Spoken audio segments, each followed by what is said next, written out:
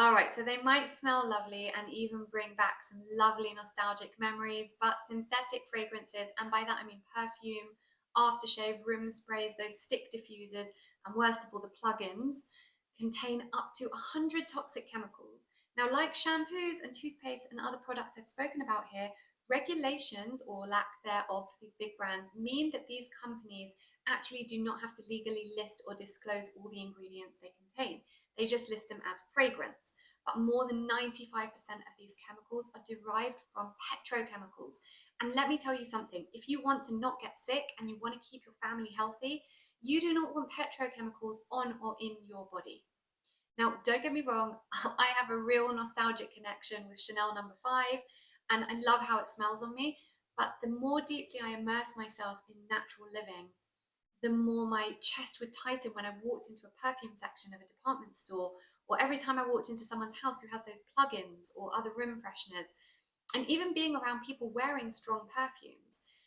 Now, this happened because my body started actually showing me what was affecting it. So, when we live our lives away from nature, the body doesn't always immediately tell us what's affecting us. It just tells us through dis-ease later on, once we've accumulated so many toxins that the body can't take it anymore. Now, the good thing about living a life as naturally as possible is that your body starts telling you instantly when something is going to bother it. It's warning you before you ever need to get to that place of toxic overload, of sickness. And that's why my body does not react well to synthetic fragrances. So, why are they bad for you and why should you avoid them? There's a bunch of extremely toxic chemicals in them, including oxybenzone, which actually enters the bloodstream. Now, these chemicals can and do affect the thyroid, the adrenals, hormonal processes. They're capable of causing cancer, fertility issues in both men and women. They reduce sperm count and motility. They can lead to nervous system disorders and allergies, liver malfunction, breast cancer, diabetes, and obesity. And recent studies have shown that they can even be linked with autism, ADHD, and other neurological disorders from mothers using them during pregnancy. And they also enter breast milk, so breastfeeding mamas, please be careful. I always like to be clear that it is never just one thing.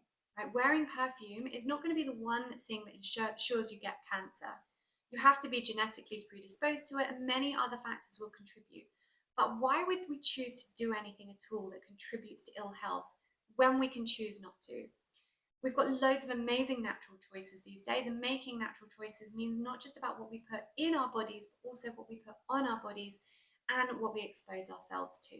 So I use essential oils as a perfume, and you can make blends yourself in a roller bottle or even buy them blended up already. They smell amazing. I'm always being told I smell like a spa, so that seems like a better option to me than the alternative.